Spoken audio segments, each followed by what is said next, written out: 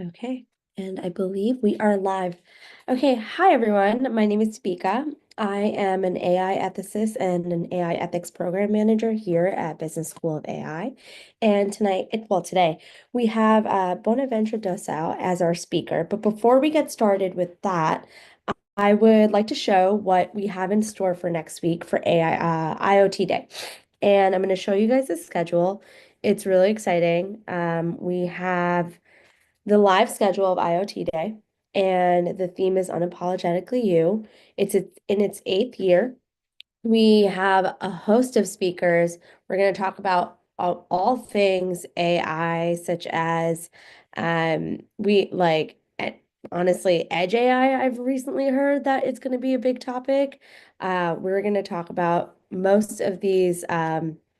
all the women there, it's going to be an all-day thing. It's 24 hours. I want to make sure everyone understands. Um, it's two live streams for the US in the morning and then afternoons, like 4 hours each. We're going to talk about LLMs. We're going to talk about Edge AI. It's a really fun event. I'm really looking forward to it. I am also hosting a panel and I'm also going to be speaking as well among all of these people. And yeah, so we're really excited. Please follow Business School of AI on LinkedIn to learn more. And so back to our speaker.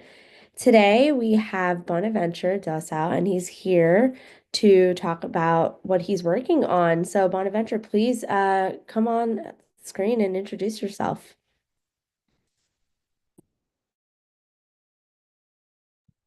Um, Hi everyone. Wait, one second.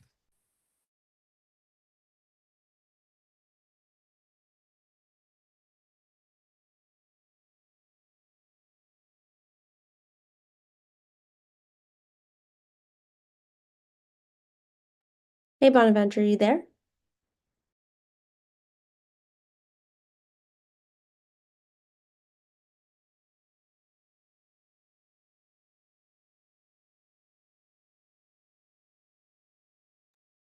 Yeah, I was trying to eventually right on the to turn on my camera.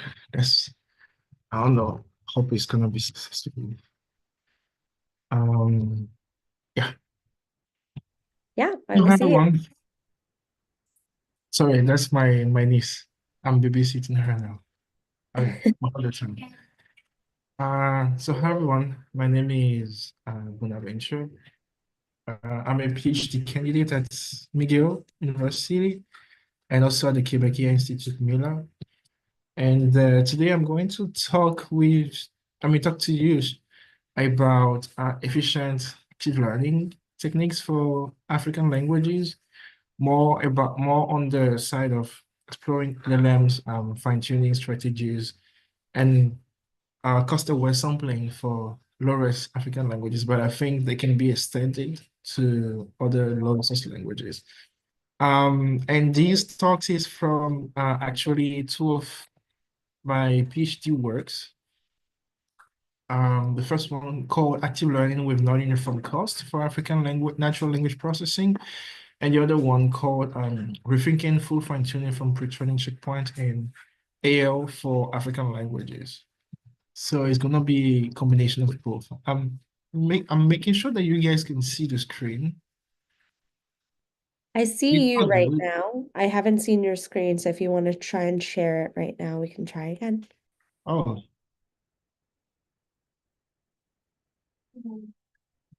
so I think that should be okay now, right? Yes, we are good to go. Please continue. Okay.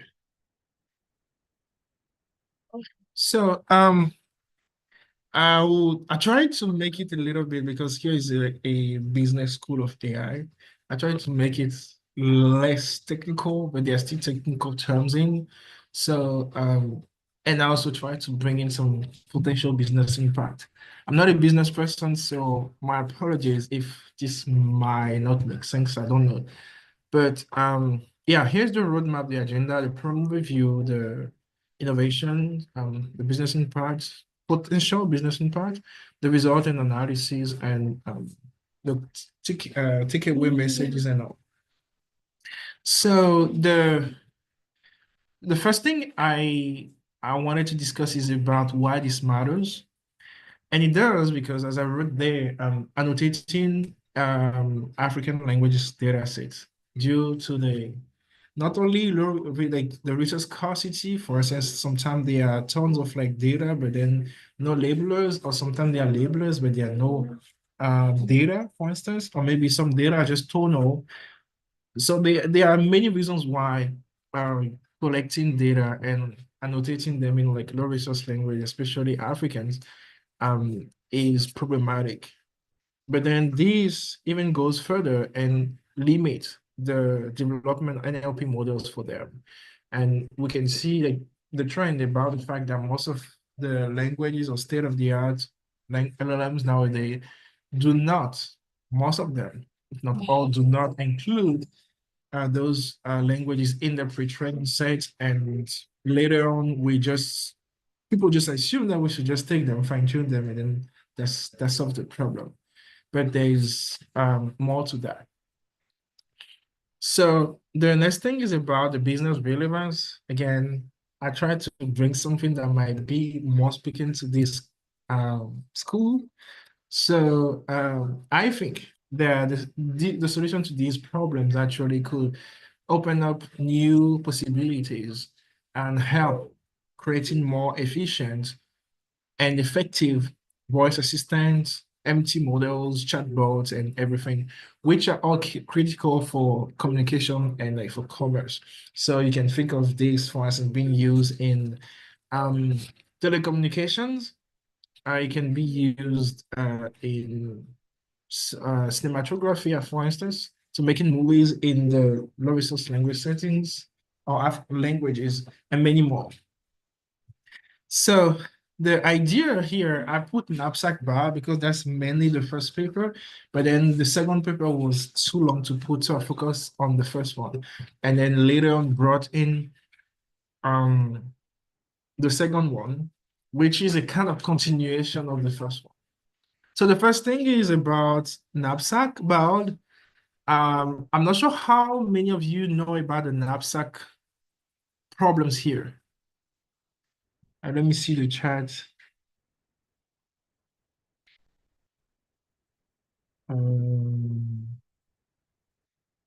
I don't seem to be able to see the chat. But anyway, I don't know if anyone replied or not. But yeah. So roughly here, what I tried to do was to bring together two approaches. The knapsack bag is a kind of like combinatorial knapsack problem is a kind of combinatorial problem, which tries to optimize in resources and in, let me say, quantity. So assume that you have a bag that can only contains 10 kilos of something. Now you have a pile of that something, let me say 100 kilos, and each item has a cost. So how do you, at the same time, maximize the cost, minimize your cost of how many you're gonna pay while being subject to the limitation of your bag, the 10 kilos, for instance, that I was talking about. So it's a kind of like constraint optimization problem. And then the other part is about BOD, which is on active learning acquisition function that is used to maximize the mutual information between the model's parameters and the predictions. Good. So I am a little bit too technical, but I'll keep going this way anyway. So roughly, knapsack bag is a kind of combination of those to be able to incorporate like non-uniform cost. When I say non-uniform cost is about the fact that most of the time we take data sets and then we just apply them to algorithms. But the idea here is the fact that actually if we can, for instance, know how much each data, each label, each samples costed or costs, then we could actually be able to better manage those funds while optimizing the performance of the model. So the knapsack bot is actually focusing on that budget constraint and optimization, right, for the cost. And then the bot is actually focusing on the big pool that I have. Let's say that I have like 10,000 samples and I only need maybe thousands. How do I select the 1,000 out of the 10,000? So that is what the BAD is actually doing, being more selective about what benefit most to the model and to which extent, things like that. So, I mean, that's already what I say. Interesting, it combines, so knapsack bag combines um, informativeness-based data selection method, which is batch bound, and a kind of optimization technique, as I talked about, the 0-1 knapsack. This is a kind of uh, special knapsack setting where there are many other settings, but this is the simplest, where we assume that either an item is in the bag or is not. So they cannot be duplicated or things like that. So the practical applications is the fact that roughly when we did this, we found out that this approach improves significantly the performances while reducing the pseudo and labeling cost by at least like 90% in some cases. So it makes it like very efficient and scalable. And the real focus on this was not mainly on the performance, because we can always argue, oh, okay, bring more data, then it's gonna be better, right? The main thing here was to show that this is scalable and that this can allow us to save in resources, but without compromising the performance, which is the most important thing here. So I have some key component which now goes a little bit technical. This is like really kind of active learning related. So we have an initial data set that we call dtrain. We have an enable data set. For instance, you can imagine that you travel somewhere to do some like on the ground data collections, and you are speaking with people. So let's say, for instance, here, one person actually gives you one sample, right? But you don't know if, for instance, a classification task where you want to assign to each sample the category, for instance, of whether this is a political subject being discussed about in the topic in the sample or not. Those are your labels, but you do not know them beforehand. So that is roughly the labeled data set. So the idea is to take those samples and then to attribute them some labels. Then we have the cost function here. As I said, we wanted to integrate the real world costs of like annotating each sample. But since we couldn't find it, we tried to simulate it.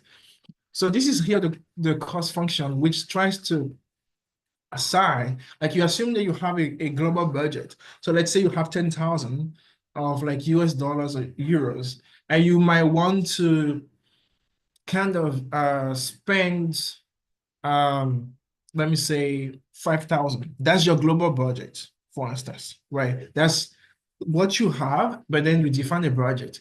So the cost function is what is going to is that function that's going to attribute to each label, each sample, an approximation or a simulated cost of how much potentially that could cost to sample that, to label that sample. And then it does so depending on different scenarios that I'm going to talk about later. Now, the budget here is also important because we want to stay within the 5,000 that we define. That's all that we have. And that's all we put to the model. And it has to kind of like satisfy those. So then we have the batch acquisition process, which is roughly you can imagine as an iteration. So you first of all, for instance, acquire some data. Now, after that, you then keep them, keep some, put some out, things like that, and then you iterate that process. Let me say 10 times, and then the best of the best are the ones that you actually retain after those like 10 times. So the 10 here represent the number of runs, number of time I'm doing that iteration. And then the batch here represent the best element that I select at each iteration. to move on to the next. So, wait, I think I was a little bit too far. So now we define some pre-selection methods, which is roughly looking at each sample and defining a metric that will say, okay, this is how important this sample is, right? This is what we call the informativeness score using the acquisition function that I talked about.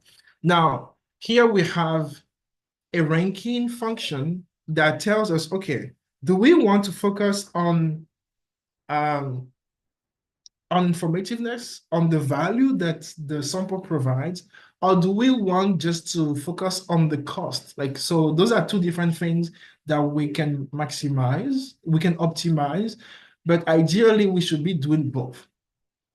And that is what the knapsack optimization that we define is kind of doing here.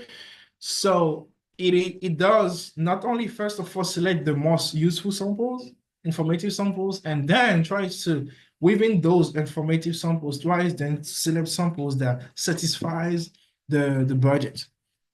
Yeah, I think that is roughly what is happening here. And yeah, this is what I talked about, where we have the one that focuses on the most informative samples.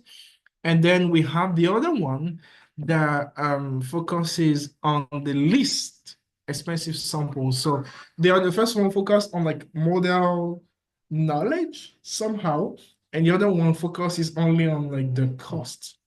Like we want to maybe take as many as possible, right? By just using the ones that have the lower cost, things like that. So this is the process, and I already roughly explained it, so I won't go over it again. But then I'll move to the results, where in the first stage, sorry, we observe a kind of like performance boost.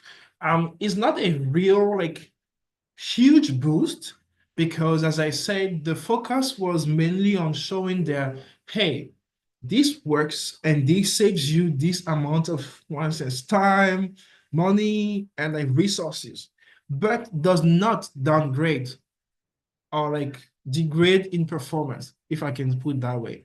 So yes, there are some languages for which, for instance, our approach worked better. Some others it didn't, but the performance was like still comparable. Can you go Yeah, into just the degrading in performance a little bit more in comparison? yeah, I think that was like the next Oh, slide. okay. Yeah, wow, I'm very interested. So, yeah, I'm seeing Like, yeah, this is, no, please go at your own pace. I just wanted to make sure to say that I really would love to learn more about that. okay, no worries. So here we have the different method, the baseline, which is what people usually do in active learning. They do not consider the cost. And then here are those two different methods that we kind of introduced. The scores are the F1 scores. Now, as I described earlier, we have several iterations, right? So here we didn't average, we just took the last performance, assuming that after all the iterations, then we have the best possible model, which might not be always the case. But then here you will also notice I've put things like level 1, level 2, level 3. Those levels represent also some extremity, cost extremity. So you can assume that, for instance, you have 5,000, and then the first level, for instance, tries to, in a uniform way, I mean, following a uniform distribution, and then after it tries to generate the costs. First of all, generating some related parameters that we can call it, for instance, C here. Oh no, let's just call it like, I don't know, T, right? So at level 1, we follow a uniform distribution of like making sure that it fits within the budget. But then because we want a non-decreasing function and that describes the cost such that the higher the cost, the more important, the higher that parameter T, the higher the cost of the model. I don't know if it makes sense. So That makes that's why sense. we use an exponential function to actually show that. So at level 2, we try to stretch that. So you can imagine, first of all, having that parameter T in 1, 5 range for your uniform distribution. Now you stretch it, you can keep the lower bound at 1, but then you stretch the upper bound at 10, then at 5, then at 20, things like that. So it's about like pushing it further and then making the cost more differentiable across different samples and then seeing if the model works, the approach works. The idea is the more extreme you get, the better our approaches do, which is what we have here. So you can notice, for us, if we focus on like, let's just even say take English, or maybe let's take an African language. If we focus on Igbo, for instance, you will see that as we increase the level of like extremity, the performance on the baseline decreases. But the performance on our approaches, they also decrease, but it's not as drastic as the baseline. So that is like what those level mean. Of course, like they can be stretched further, but those were the three that we focused on for now. Now, we have also defined different scenarios because you can see here scenario 1, scenario 2, and so on. What happens is the first scenario assumes that everything is more or less the same, so it follows a uniform distribution. But the second scenario is the case where we stimulate that parameter T. We linked it to the annotator's reliability. So if someone is more reliable or has more experience in that domain, we assume that that person should be more paid to label that samples as opposed to a beginner or like a mid-level person. And then scenario 3 is when we actually look at the sample difficulty, where we assume that, okay, if I have two samples, one which is straightforward and easy to get, and the other one which is hard, maybe toxic or something, it should be more it should be better or like more trustworthy, not more fair. I'll use the word fair to pay the person who's gonna label the toxic and hard samples more. So those are the different scenarios, and those are how we define them. Try to simulate real world scenarios, but there can be many others. So they are not excluded to those three words. And Bonaventure, yeah. we have Suresh is saying, are you measuring the performance against the cost of training? Is my understanding right? Um, no, here the cost is not about the cost of training. The cost is about the cost of acquiring, of labeling that sample.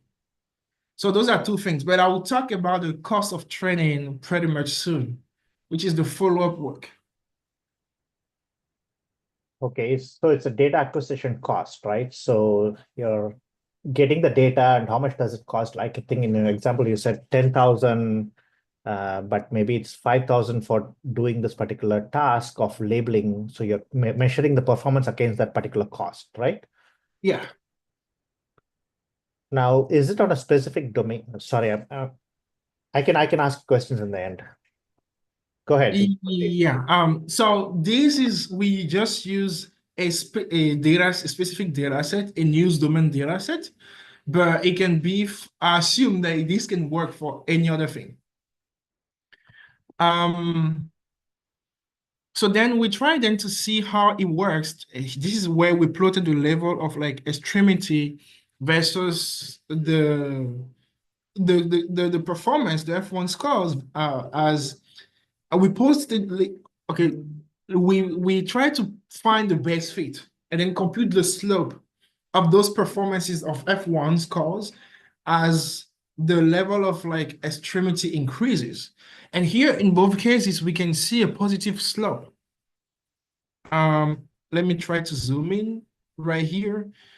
So each of those like squares or like crosses represent a language performance. And these represent the level. So here, for instance, we have in scenario one, as I was saying, we have the uniform distribution range being 1 to 5, then we move to 1 to 10, then we move to 1 to 20 and so on.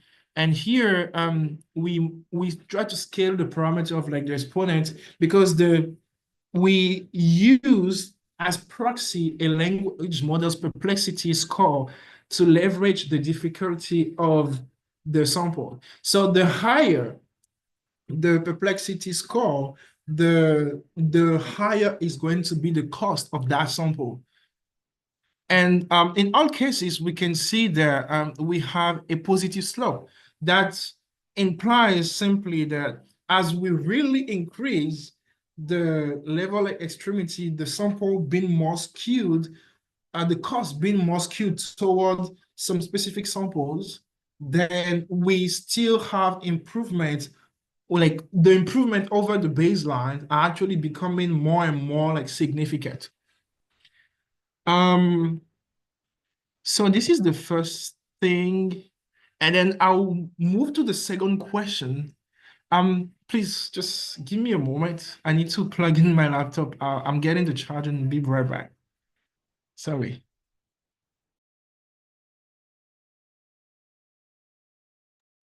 Any questions, please put them in the chat and we will read them towards the end of the presentation. But also like feel free if it's really pressing just to ask in between.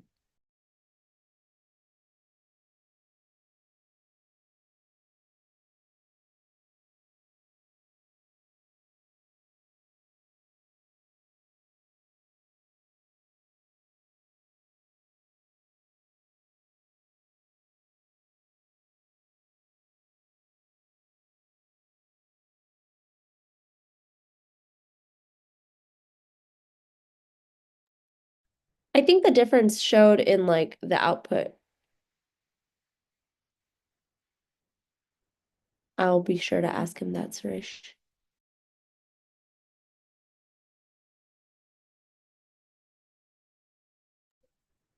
Okay. Sorry. Go back. So I think this is a continuation of the work, and then that could answer some potential questions about what people have been asking in the chat. Oh, wait.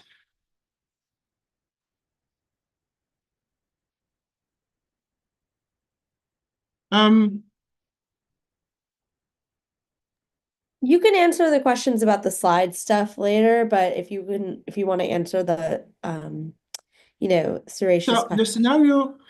scenario 2 and 1, no, they are not the same. They failed because the range is the same, but they are not the same.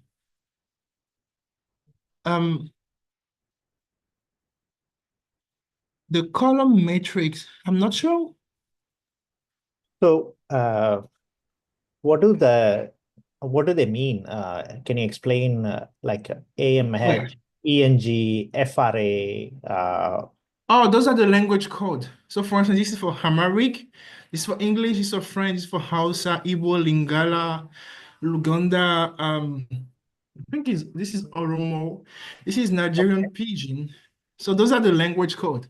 Yoruba, Swahili, Tswana. So those are the language codes. What is the HSBDK, LCBDK? What do you mean by that?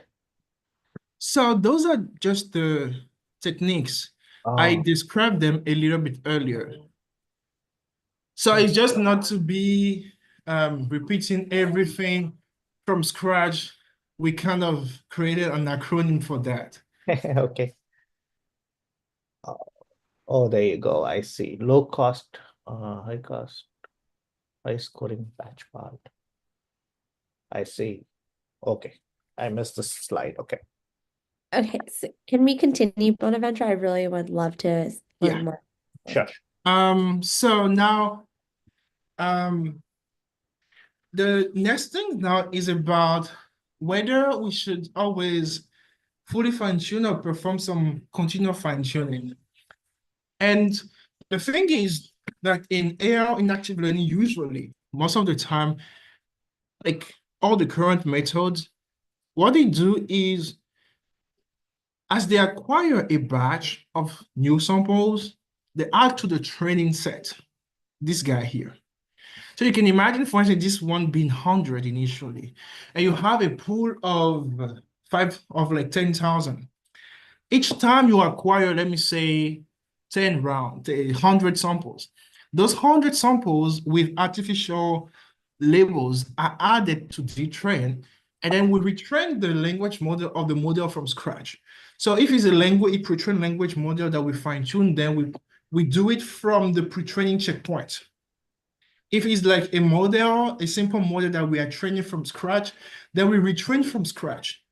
But then the question was, should we always do this? Like, can't we actually find something that is better? Without, again, sacrificing the performance, which is what we try to leverage in this second paper. What we've done was across two different data sets. We've used the standard active learning setup, but then here we did two things. The CF, the continual fine-tuning, is about, instead of retraining from on all the acquired data so far, we only continue training, update the model's checkpoint on the newly acquired samples. So in the example that I gave you just recently, it's mean only continuing like the fine-tuning of the model on this 100 samples that was acquired. But the FA, the full fine-tuning, will mean doing that on so initially you have 500. So first it becomes 600 because you add 100 to 500. Then it becomes 700 because you now have 600 that you add to 100, and so on and so on, right? So here, those are the error bars representing one standard deviations. And what happens is here we look at, they are all across single rounds.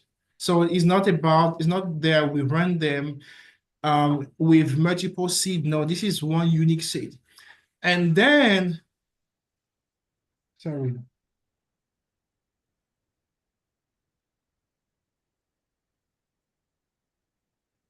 Sorry, this is the future scientist. And then we kind of average them across the different rounds. So we have the first round, we have the second round of active learning, and so on until maybe 10. We take the average. And the error bar represents that standard deviation for that language. So what happens is that we noticed that for some languages, the continual fine-tuning does pretty much well and consistently, even more robust. But for some others, it does not. That's where I personally tried a lot of things, like for instance, computing the cosine similarity between the initial training set and the final set, or even computing the child divergence between both to see if there's any type of like divergence in like distribution, things like that. But it was not really going along with the scope that we wanted the paper to take. So then I started looking at the pre-training set, because there are many works today that show that having the language in the pre-training set actually gives something, like it really favors the performance on the downstream task. It really does. So then we went on that approach, and that's how we kind of coupled them together. So this is like FA for like full fine-tuning on the sets that were not included, continual fine-tuning on set that was not included, and the same thing, but for language that were included and that were not included. What we see as trends, right, is that for language included in the pre-training set. For majority of them, the continuous fine-tuning outperforms, or is very, very, very competitive. These are them here, and they are the same across the second data set. In some languages, it even does way better than fine-tuning from scratch. But for the other set of languages that were not included, it is very competitive, very as well. So for instance, here we can see that it outperforms here is competitive. And for some languages, yeah, outliers, it does not at all. So then we tried, to understand a little bit more this. That's how we then plotted this is a figure that is usually in active learning papers, if you are familiar with them, where we look at the performance across the active learning round. So in active learning, what we also care about is about having a non-decreasing performance curve. So yeah, it might also decrease, but it shouldn't be drastic, as you're observing here, for instance. The performance has to be non-decreasing, or if maybe steady, or maybe decrease a little bit. But we care about improving the capacity of the models as we go across the route. So this is, for instance, for the first data set. And what we see is roughly our approach, or like continuous fine-tuning on most languages, is more stable and more robust, as opposed to, for instance, the full fine-tuning from scratch. For instance, if we look at this curve, we look at this one as well, most of them, well, here it does degrade. And that goes back to some of the languages that were kind of included in the pre-training set and some that were not included in the pre-training set. But the thing here is the fact that the behavior shows that for continuous fine-tuning does favor something that is more robust and more consistent across the routes. Now, across the second data set, we have more or less the same trend. Of course, the performance drop, because as you can see here, we have these languages, but the overall idea is kind of the same. You will see more consistency in the learning curve of the continuous fine-tuning as opposed to the full fine-tuning from scratch. Now, this is just on performance side. How does it help in the like resource usage side, if I can put it that way? So here we measure the clock time, the flops, the GPU memories that it takes. I wouldn't go through each individual numbers. That's why we have the average reductions. So overall, using the continuous fine-tuning, which has comparable performance, in average reduces by at least 34 to 33, or maybe around 34 to 35% of memory usage, GPU usage, of flops, calculations, and then of like clock times in hours. And then we have the same trends across the second data set. So I'll go back then to the initial thing that I was talking about. Like, if you can see, then there's a kind of like progression in the two works that I kind of shared. And then there are many more explorations that needs to be done, that can be done. But the thing here is about the fact that approaches like these could actually be able to help scaling the effort of getting resources on African languages. And then I'll be also very interested, to see how this scales, for instance, to Indic languages and then other low resource language like Indonesian language and things like that, which are also low resource. And then in the real world, again, I'm not so sure about that, but those were just some assumptions. It could also really help. Like people who have the businesses, the companies that are working on the labeling market, they can actually make these more automatized, or they can automate this like the whole pipeline, and then potentially increase the speed of like production or things like that. This doesn't mean that it should replace human laborers. No, there has to be a way to be able to combine both to ensure that we have a good human centered AI pipeline and like environment. And yeah, I think that's what I have roughly already said about it. I mean, in the business part, I already mentioned these about like bringing NLP technologies to more in the resource communities, and then like allowing them to have more and more like stronger presences in the voice technologies or AI technologies that we currently have. Google Translate, Siri, and like many other voice assistant and like business applications as well. And it also can be put into productions, and then like there should be a way this should be useful, and then like, optimizing both human resources, both computational resources for everyone. So yeah, that is the end. I'm pretty sure you guys have questions. Sorry, this was supposed to be before. Sorry, but the technical details were what I discussed initially.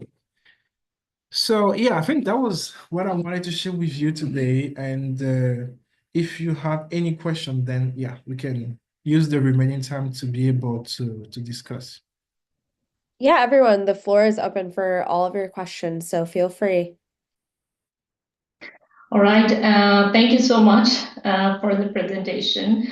A quick question, I put that in the chat as well there. So the baseline that you're talking about in terms of proficiency, are we talking about like, um, a medium level of proficiency? How is baseline defined in the presentation you've provided?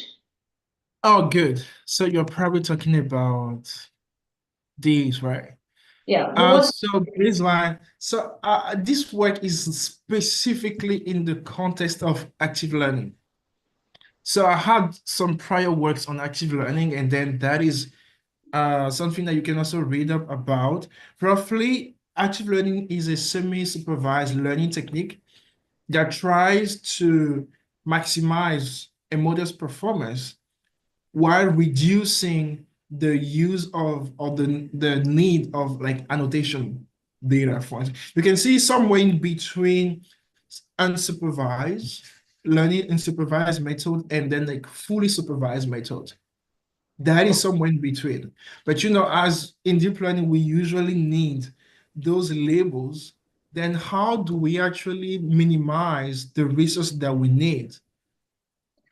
Well, it's like you have a set of like 10,000 samples, right? And then you are sure that inside those 10,000 samples, you can find 1,000 samples that can almost contains the whole property of the whole entire set of 10,000.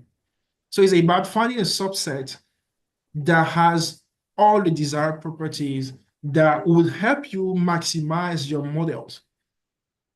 So roughly, so the baseline here is what people usually do in active learning, which is taking like after each batch acquisition, after each active learning round, they add it to the initial training set and then retrain it from scratch. So the training set grows in size, and then the training also grows because they are retraining from scratch every time. This is what the baseline is here. And in this second paper, this is what FA is like, fine-tuning or retraining from scratch using all the acquired data so far.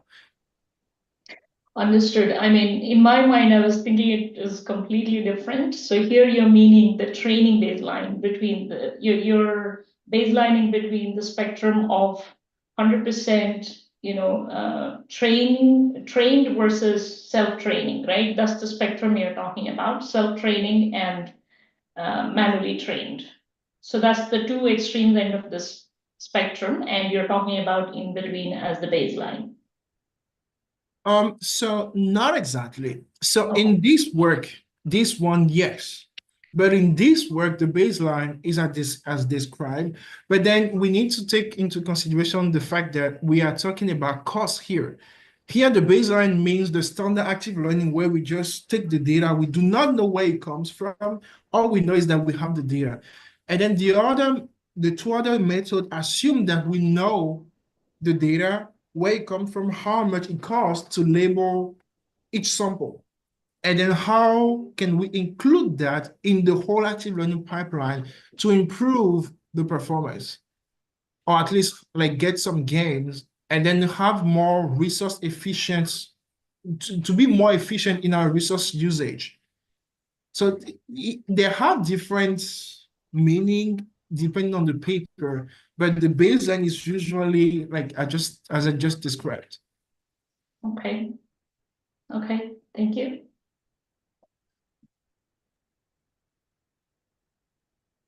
Hey, Bonaventure. So this is Suresh. I had a question for you. No, the great presentation. I'm able to relate to some of these things, but I just had a question on the overall end-to-end process of this whole thing. If you can help me understand and say, Suresh, this step needs to be added, that step needs to be added. This is how I'm doing it. That's how I'm doing it. If you can help me with the understanding of the end-to-end process, that would be very great. Okay. So here is my understanding. My background has been in the search industry, so I kind of understand the sampling and using it for building the models and stuff like that. But in terms of the language translation, so here's my understanding. So you're sampling, say, let's say 10,000 words from somewhere, okay? And then what you're doing here is, you correct me wherever I'm making a mistake. So you're taking those 10,000 samples, and then you're giving it to labeling activities for different languages. Okay. And now what you're doing here is you're taking that 10,000 samples and you're building the model. Right. And then you're going through a process of saying, okay, did this model, answer a particular keyword? Let's say an example of a book as a keyword, for instance, and you're saying, in Swahili, it's going to be called as this. In another language, it's going to be called as something else, right? So you're saying whether that particular model is able to appropriately say that correct word, for instance. Now, what you're also doing here is you're continuously getting the new label data sets and you're adding it to your model. So that is the two methods you're trying to build. One is once you get a new model, you're just rebuilding the whole model. And the second thing is you're adding to the existing model and saying whether that model is predicting the correct words for each of these languages. Is my understanding so far correct? I think it is correct. If you replace your word by labels, then everything is correct. But if we use the words as words in a vocabulary, then it is not. But Right. because the idea, like you have the whole storyline, right? But then like that difference is key. So here, like I'm gonna give an example. Let me say that you have students. Let's say for instance that let's say for instance that you have an examinator that comes to your school. Like I'm assuming that you're a teacher. Yeah. Now you have a set of, let me say 500 students. Mm-hmm. Right.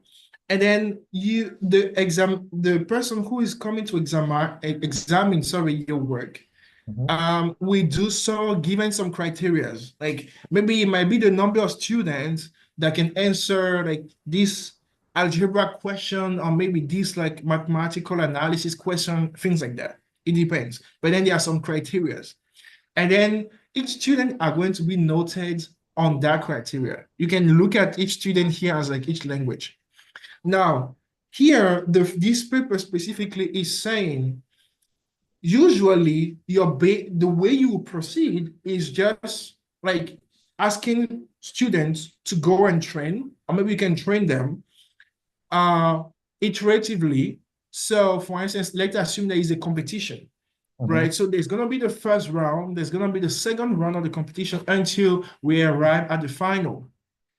But then at each time, what you do is like, oh, okay, your baselines here is like each time what you do, you have everything that is learned from the previous round, you bring it into the current round. So let's assume that it's algebra. So the algebra you learn in the first year of university is kind of not the same as the one you learn in the second year, but the second year builds on top of what you've learned.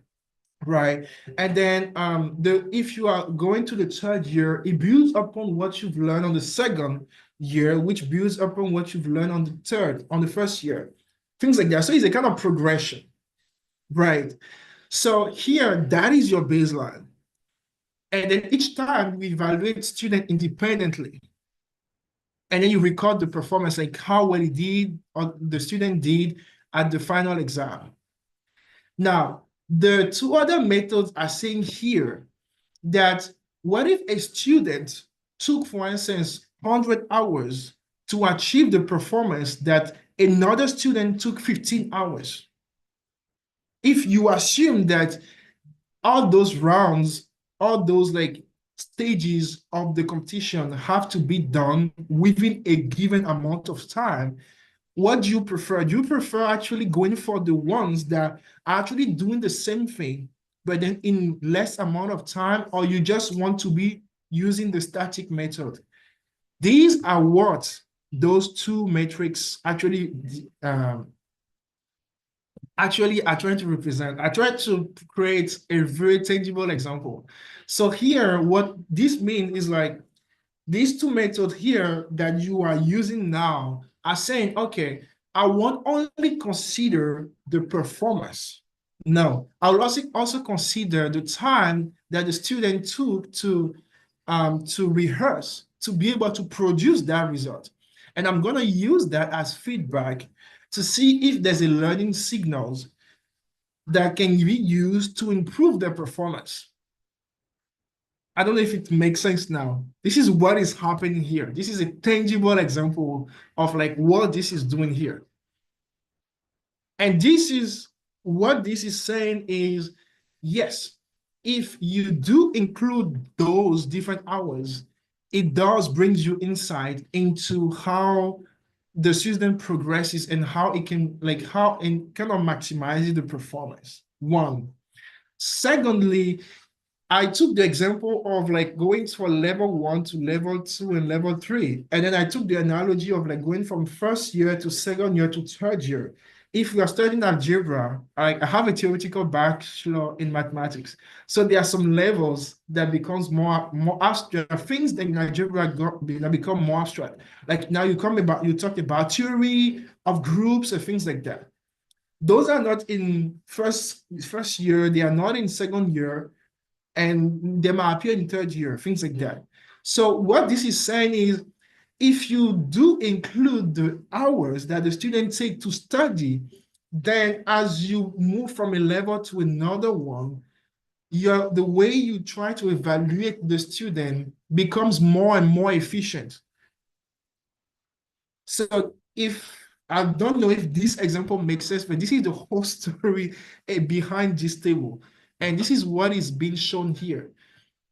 So you can imagine this being the performance of each student, right? And then this is the level, the different years. And then when you integrate that feedback, you can see that the level of the student and how fast they actually do that task is improving. Because here we have a positive slope. So I hope I answered your question about like the whole thing. Now this part is about the fact that previously, yes, you considered the hours and everything, but you always build upon what came before. So this is now trying to tell the story. Okay, what if I can just focus on what is in current year? So I know that some knowledge of like year two depends on some knowledge of year one, some knowledge of year three depends on some knowledge of year two. But then what if I can only focus on what the student has been taught or is learning in year three to maximize the performance of that student in year three? So they are saying like the story is like literally evolving. First, about how do you include other aspects of the students' process, learning process, can be hours, how many exercises they do, or things like that. And then measure the progression. Then the second one is, okay, once I know that, including those involved, like those different parameters, help me understand the progression of the student. Should I always use all the historical data, or should I just focus on what I have at the current time? And would that be enough for me to improve the performance of the student at the current time? I don't know if it all makes sense now. Uh, I'll try to wrap. I think I kind of understand it, but I'll have to mull this thing a little more. I think one thing also that is kind of interesting to me is, what areas of translation is the performance getting better? For instance, is it business related, or is it education related, or is it political related? Domains of translation might be of interesting slice of this data, I think. Yeah, but then here again, this is really like just on this research level. So I just gave you an example of once how this could be translated into education. I don't know how this could be used in political stage, but then again, that's something that should be explored and could be explored because that's another scope. So yeah, this is just like theoretical, and then like those are some proof that it works. Then how it translates in a specific domain depends on like your applications and then what you want to do with it. But then I just gave you an example of a tangible story and how it could help for us in education. I don't know how it will do in politics or in another domain, or at least not yet because I haven't like thought about that and things like that.